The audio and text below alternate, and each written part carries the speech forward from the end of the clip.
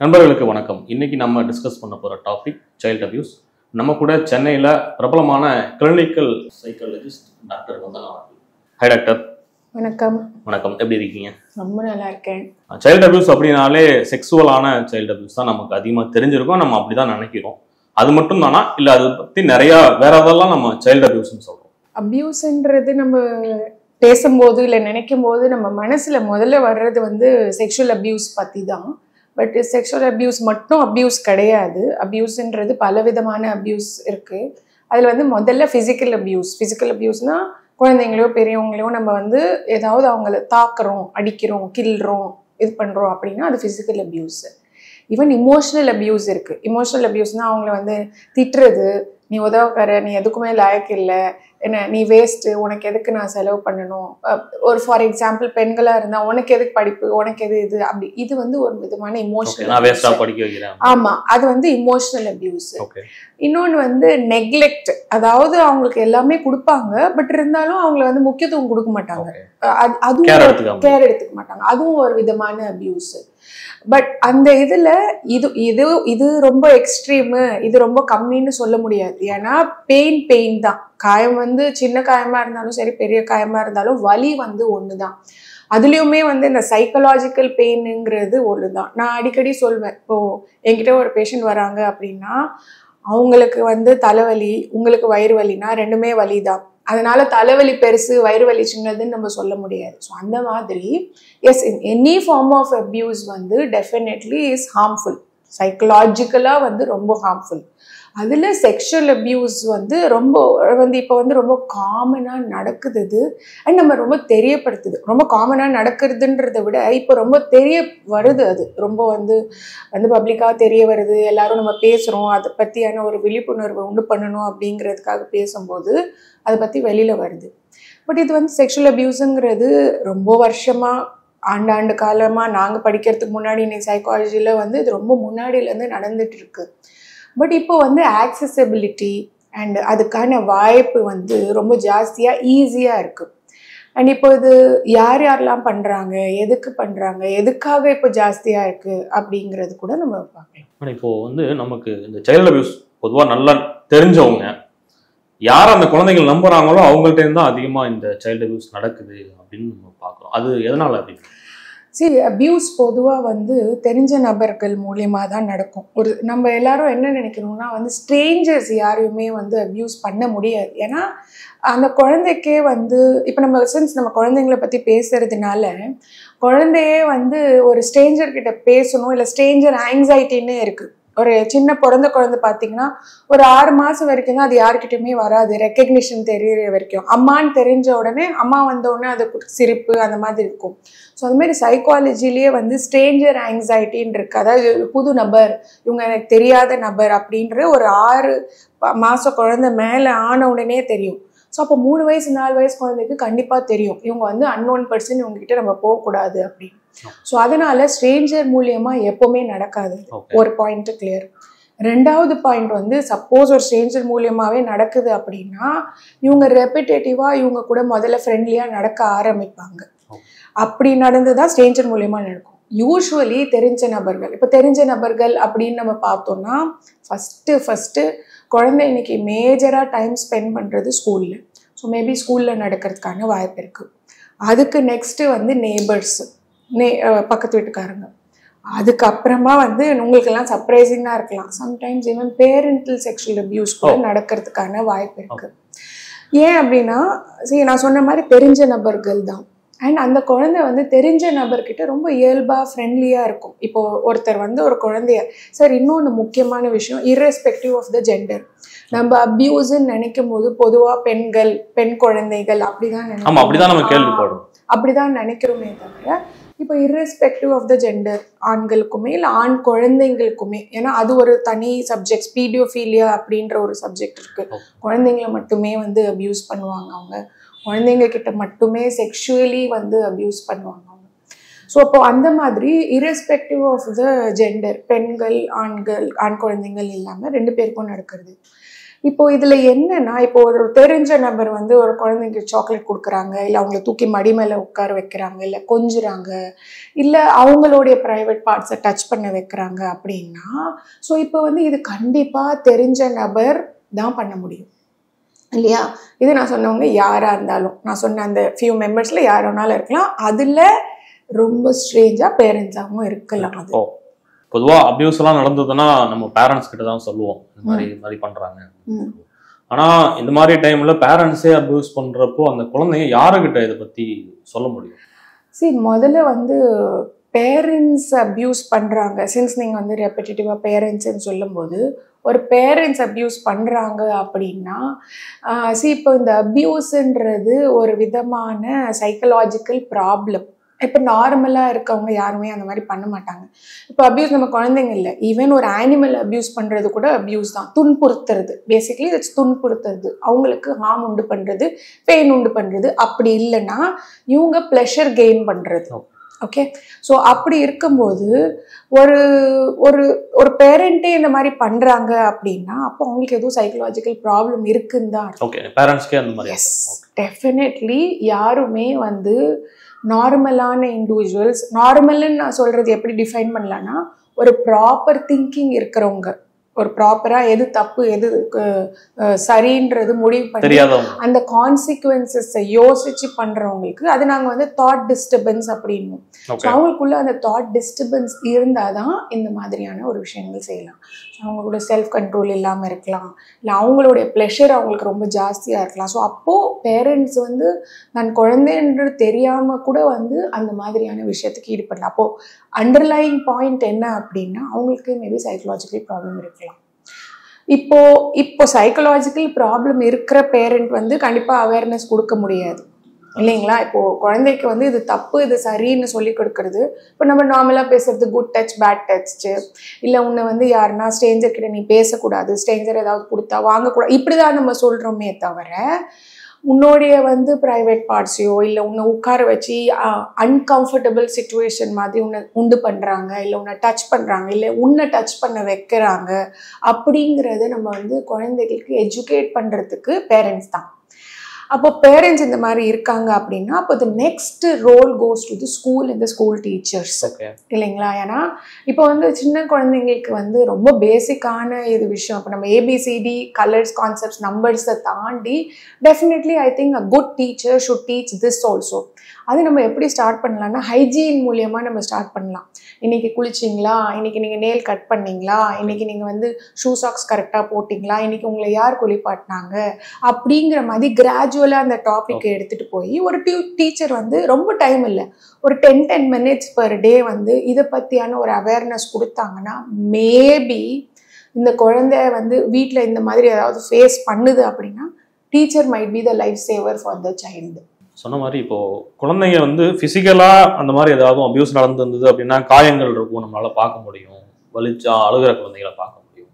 இப்போ எமோஷனலா இந்த மாதிரி அபியூஸ் அவங்க ஃபேஸ் பண்றாங்க அப்படின்னா அது பேரண்ட்ஸோ இல்லைன்னா டீச்சர்ஸோ அவங்க எப்படி அதுலேருந்து அந்த குழந்தைய ரெக்கவர் பண்ண முடியும்? சார் ஆக்சுவலி நீங்கள் சொன்ன மாதிரி ரொம்ப கரெக்டான பாயிண்ட்டு. ஃபிசிக்கல் அபியூஸோ செக்ஷுவல் அபியூஸோ ஃபிசிக்கலாக தெரியும், விசிபிளாக நம்ம கண்ணுக்கு தெரியும். பட் ஒருத்தர் எமோஷனல் அப்யூஸ் பண்ணுறோம் இல்லை அவங்கள நெக்லெக்ட் பண்ணுறோம் அப்படின்னா கண்டிப்பாக அதுவும் தெரியும்.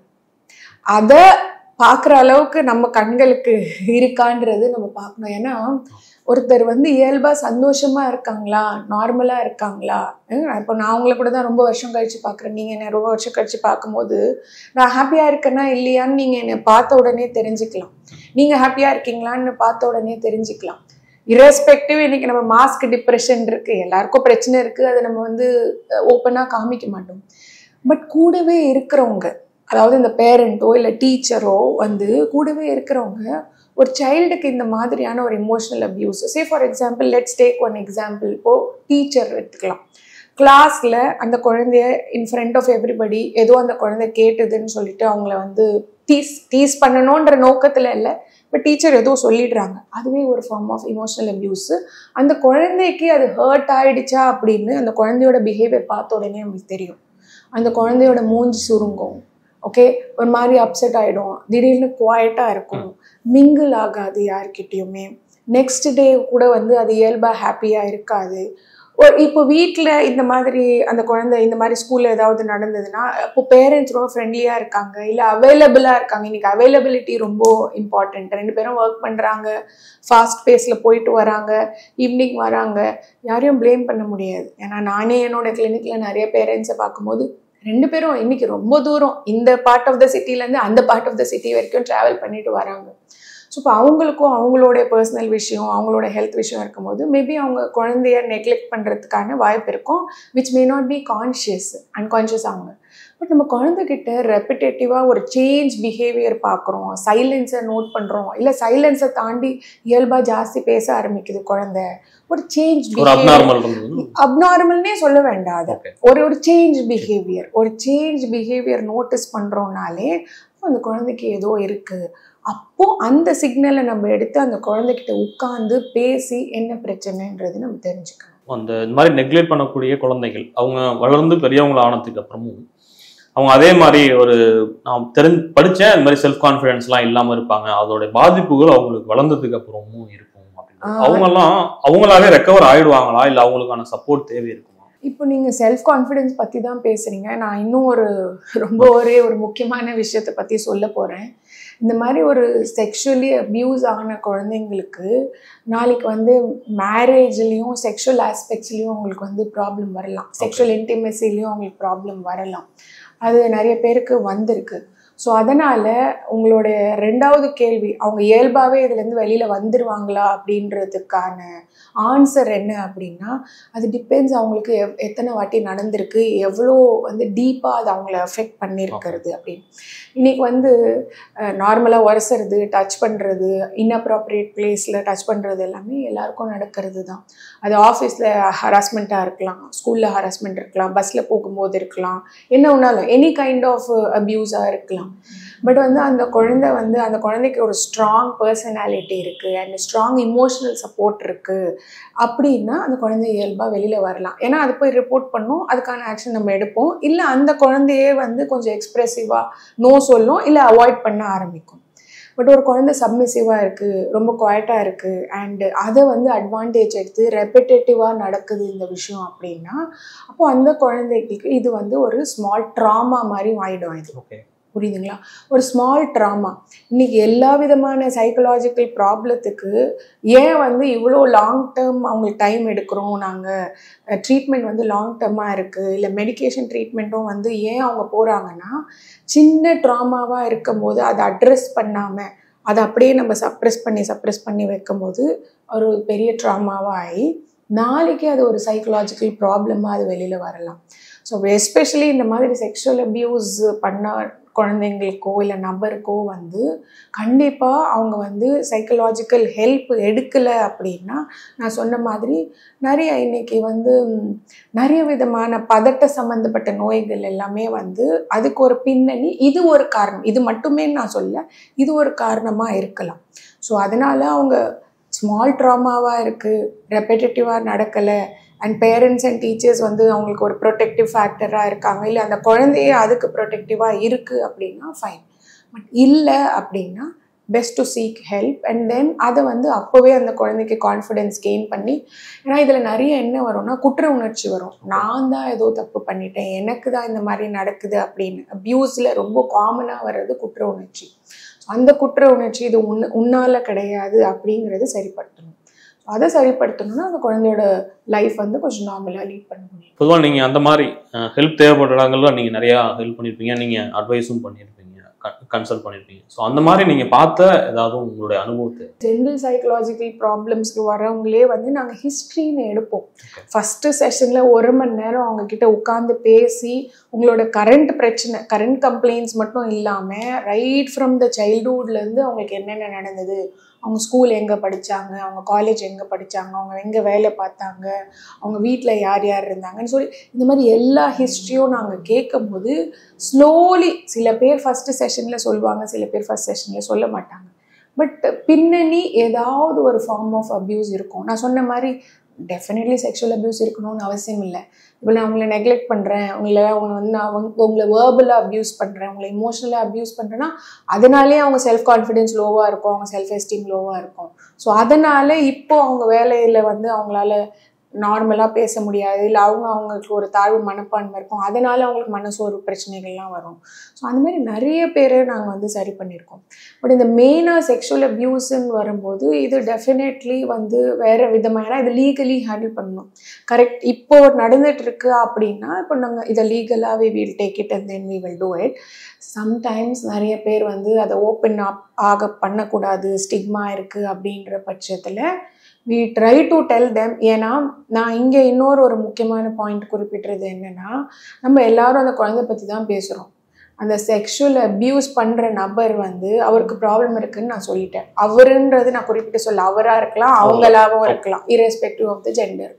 ஸோ அப்படி இருக்கும்போது அவங்களுக்குமே நம்ம சரிப்படுத்தணும். என்னை பொறுத்த வரைக்கும் அவங்களும் பேஷண்ட்டு. ஸோ அப்போ யார் அந்த நபருங்கிறது நம்ம தெரிஞ்சு அதுக்கான ஒரு முயற்சி ஸ்டெப்பு கண்டிப்பாக இந்த பேரண்ட்டோ இந்த டீச்சரோ இல்லை யாருக்கு தெரிய வருதோ அவங்க அதையும் நோக்கி போகணும். ஏன் அதை நான் ரொம்ப முக்கியமாக குறிப்பிடுறேன் அப்படின்னா, அதை பண்ணிட்டு இருக்க நபர் கண்டினியூஸாக பண்ணிகிட்டே தான் இருப்பார். ஏன்னா இது ஒரு ப்ராப்ளம். ஸோ அப்போது ட்ரீட்மெண்ட் ரொம்ப யாருக்கு முக்கியம், பண்ணுற நபருக்கு தான் ரொம்ப முக்கியம். இவங்களுக்கு நம்ம சப்போர்ட்டிவ் கேர், சைக்கலாஜிக்கல் கேர் கொடுக்கணும், ரீஹாபிலிட்டேஷன் அப்படிங்கிறதெல்லாம் இருக்குது. ஸோ அதெல்லாம் பண்ணணும். பட் என்னை பொறுத்த வரைக்கும் ஐ திங்க் அந்த நபருக்குமே நம்ம முக்கியமான இது கொடுத்துட்டு அவங்க ஏன் இந்த மாதிரி பண்ணுறாங்க, ஏன்னா அவங்களுக்கு மேபி கூட செக்ஷுவல் அப்யூஸ் நடந்திருக்கலாம், அவங்களுக்கு மேபி ட்ராமேட்டிக் சைல்ட்ஹுட் இருந்திருக்கலாம். ஸோ அதனால் அவங்க ரெப்பிட்டேட்டிவாக திருப்பி இந்த மாதிரி பண்ணிகிட்டு இருக்கலாம்.